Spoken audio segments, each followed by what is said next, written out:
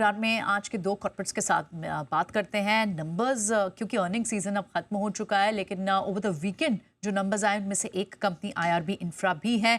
Mostly in line set of numbers है estimates के साथ। थोड़ा सा मार्जिन हालांकि जो एस्टिमेशन था उससे कमज़ोर आए हैं। 48% का एस्टिमेशन था, 45.4 आए हैं। लेकिन अगर आप देखें बिटा एस्टिमेट से ऊपर है, रेवेन्यू भी एस्टिमेट से ऊपर आया है और पैट में भी लगभग 44% का जंप देखने को मिला है। हमारे साथ आईआरबी इंफ्रा के मैनेजमेंट हमारे साथ हैं अनिल यादव बात करने के लिए। बहुत बहुत स्वागत है आपका Anil.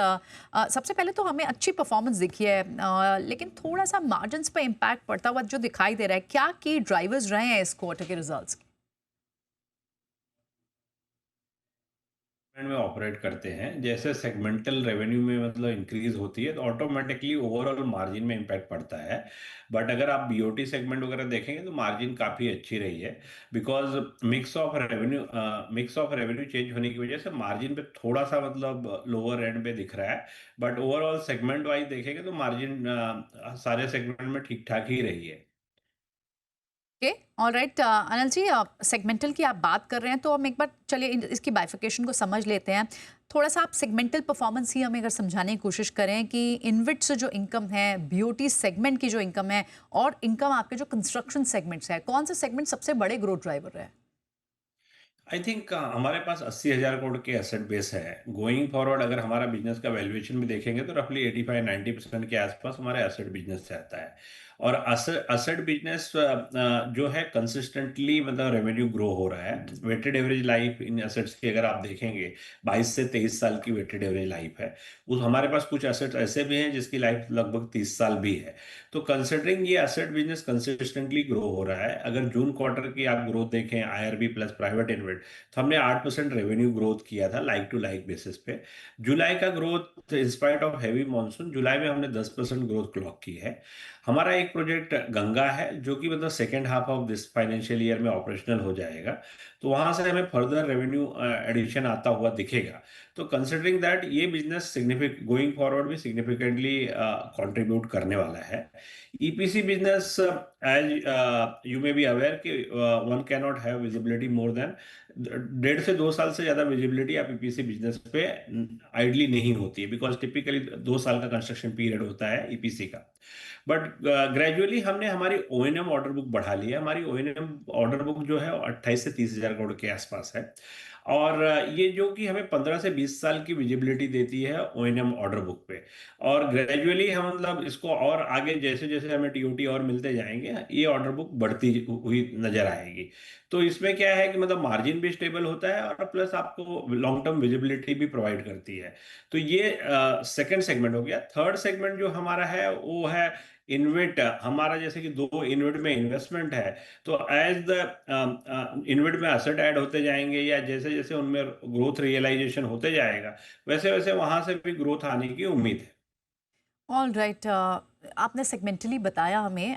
Just to take it as a follow up, अभी आपने इन्विट की बात की, थोड़ा सा हमें इसके स्टेटस भी समझाएं कि ये जो एसेट का रीस्ट्रक्चरिंग होना है इसका फिलहाल अभी क्या स्टेटस है? ये जो आपने 3 एसेट्स ट्रांसफर करने हैं from private InvIT to public InvIT, ये कब तक कंप्लीट हो पाएंगे? क्योंकि आप अनाउंस तो पहले ही कर चुके हैं transfer of 3 BOT highway assets.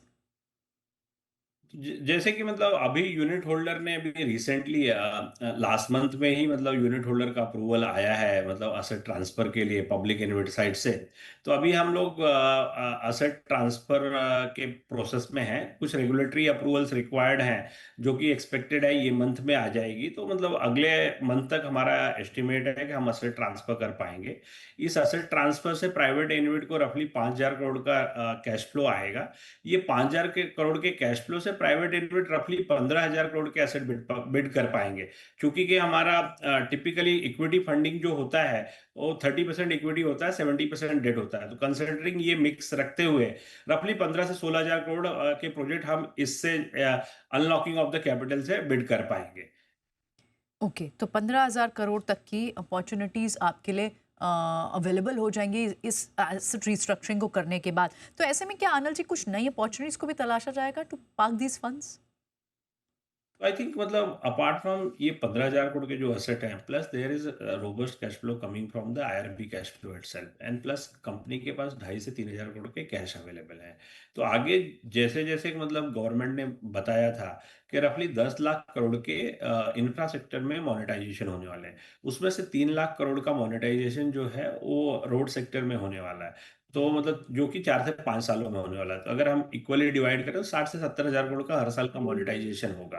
तो 70,000 करोड़ का अगर मोनेटाइजेशन होता है तो उसमें आईआरबी को काफ़ी अच्छी अपॉर्चुनिटी रहेगी। हिस्टोरिकली 25 से 30% आईआरबी का मार्केट शेयर रहा है। जो हमने असेट रफली 80,000 करोड़ के असेट हमने लास्ट 25 साल में बनाए हैं, नेक्स्ट 3 साल में हमें मतलब इसको 1,40,000 हज़ार करोड़ तक पहुँचने का हमारा उद्देश्य है। जैसे-जैसे मोनेटाइजेशन के प्रोजेक्ट आते रहेंगे, हम उसको बिड करते रहेंगे और हमें लगता है कि हम नेक्स्ट 3 सालों में 1,40,000 करोड़ के एसेट बेस तक पहुँच पाएँगे। ओके, 1,40,000 करोड़ तक के एसेट बेस अगले 3 साल में, ठीक है। ये तो आपने एक अच्छा विजिबिलिटी आगे के लिए दी है। ये जो 3 सेगमेंट्स की बात कर रहे थे और आपने बताया कि कंपनी के पास अच्छा खासा कैश फ्लो है और मेजरली आपका बड़ा कंपोनेंट जो आता है वो रोड टोल के रेवेन्यू से आता है, लेकिन इस बार थोड़ा सा वीकर देखा है पिछले 2 क्वार्टर्स की वजह से। क्या इसके पीछे ये वीकर ग्रोथ क्या वन ऑफ दिख रहा है? क्या बड़े रीजन रहे हैं? क्या सस्टेन कर सकते हैं पुरानी ग्रोथ जो हमेशा देखने को मिली है, रोबस्ट ग्रोथ? तो लास्ट ईयर हमने 2 प्रोजेक्ट ऐड किए थे, टीओटी 20, टीओटी 30। उसकी वजह से ग्रोथ काफ़ी रोबस्ट रही है। और जैसे कि आपको पता होगा लास्ट ईयर और ये साल अवार्ड एक्टिविटी इतनी ज़्यादा हुई ही नहीं है। तो जैसे मतलब अवार्ड एक्टिविटी स्टार्ट होती है और हम कुछ प्रोजेक्ट बैक करते हैं, तो देन डेफिनेटली एक्सेलरेटेड ग्रोथ आती है। बट अगर एक्सेलरेटेड ग्रोथ नहीं भी आती, मतलब definitely over the period project award होंगे, हमें एक्सेलरेटेड ग्रोथ मिलेगी। बट इंट्रिंसिक ग्रोथ भी अगर आप देखेंगे तो मतलब जो टोल रेवेन्यू है 10 से 12% ग्रो होते हुए दिखेंगे, जो कि एसेट ऑलरेडी हमारे पास ऑलरेडी है।